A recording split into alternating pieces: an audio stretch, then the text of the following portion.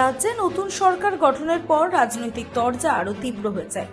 শপথ গ্রহণের পরই প্রশাসনিক কাজ, বিরোধীদের ভূমিকা এবং তৃণমূলের অন্দরের পরিস্থিতি নিয়ে একাধিক মন্তব্য করলেন বিজেপি নেতা।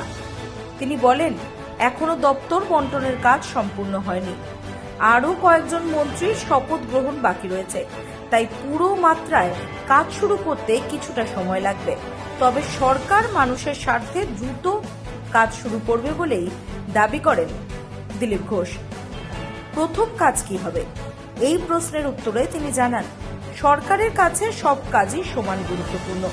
কোনো একটি বিষয়কে আলাদা করে না দেখে একসঙ্গে সব ক্ষেত্রেই কাজ এগিয়ে নিয়ে যাওয়া হবে। এদিন বিরোধী দলগুলোকেও কড়া ভাষায় আক্রমণ করেন দিলীপ ঘোষ। এতদিন সাধারণ মানুষের উপর অত্যাচার চালিয়ে এখন নিজেরাই চাপে পড়েছেন বিরোধীরা। পাশাপাশি তৃণমূল সুপ্রিমোকে নিশানা করে দিলীপ ঘোষ বলেন, স্যান্ডউইচ রাজনীতি আর চলবে না। নিজের দলই এখন ভাঙনের পরিস্থিতি তৈরি হয়েছে বলে কটাক্ষ করেন তিনি। বিরোধী দলনেতা হিসাবে শোভন দেবের নাম ঘোষণার প্রসঙ্গে মন্তব্য করে দিলীপ বলেন, তার দাবি, পরিস্থিতির চাপে মমতা বন্দ্যোপাধ্যায়কে অনেক কিছুই ছাড়তে হচ্ছে এবং তিনি এখন শুধুমাত্র রাজনৈতিকভাবে প্রাসঙ্গিক থাকার চেষ্টা করছেন। এছাড়াও ফিরহাদ হাকিমের হোয়াটসঅ্যাপ গ্রুপ ছাড়ার প্রসঙ্গ টেনে তিনি বলেন, সরকার যখন চলে গেছে তখন হোয়াটসঅ্যাপ গ্রুপ ছাড়ার আর কি গুরুত্ব আছে। রাজ্যের রাজনৈতিক মহলে এই মন্তব্য ঘিরে ইতিমধ্যে চর্চা শুরু হয়েছে।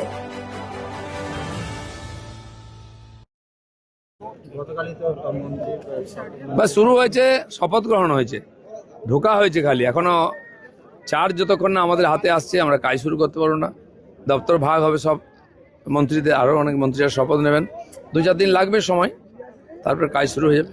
প্রথম কাজ কি হবে? প্রথম দ্বিতীয় বলে কিছু নেই, সব কাজই করতে হবে একসঙ্গে। একদিকে মুখ্যমন্ত্রী বলছেন যে বিরোধী দলগুলোকে তাতে পামও রয়েছে, মানে একদিন বিরোধীদের কোনো জায়গা দিয়েছেন, কোনো সম্মান দিয়েছেন, বাঁচার অধিকার দিয়েছেন? ঘরবাড়ি ভেঙেছেন, তাদের মুখ দেখতেন না, কি বলেছেন? আজকে ঠেলায় পড়েছেন বলে গাছে উঠতে হচ্ছে।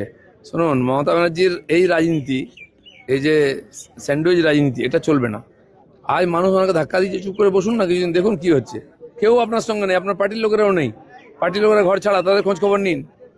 বিধানসভার বিরোধী দলনেতা হলেন শোভনদেব চট্টোপাধ্যায় এবং উপদলনেত্রী অসমা পাচ্ছে মুখ্য সচেতক ফিরহাদ হাকিম। তার মানে কি আলটিমেটলি যে চেয়ারটা ছাড়তে চাইছিলেন না উনি, আলটিমেটলি তাকে ছাড়তে বাধ্য হলেন? উপায় নেই, ছাড়তে হবে, গণতন্ত্র, মানুষের রায়। উনি ড্রামা করেন একটু খবরে থাকার জন্য, তারপর লাইনে এসে যান, সবাই দেখতে পেয়েছেন। কলকাতা পুরসভা হোয়াটসঅ্যাপ গ্রুপ সহ পাবলিক সেফটি এবং ভেক্টর কন্ট্রোল গ্রুপ ছাড়লেন ফিরহাদ হাকিম, একেবারে সেই দুটি হোয়াটসঅ্যাপ গ্রুপই ছেড়ে দিলেন। সরকার ছেড়ে দিল, আর হোয়াটসঅ্যাপ গ্রুপ। ব্যুরো রিপোর্ট, রাত দিন নিউজ নেটওয়ার্ক।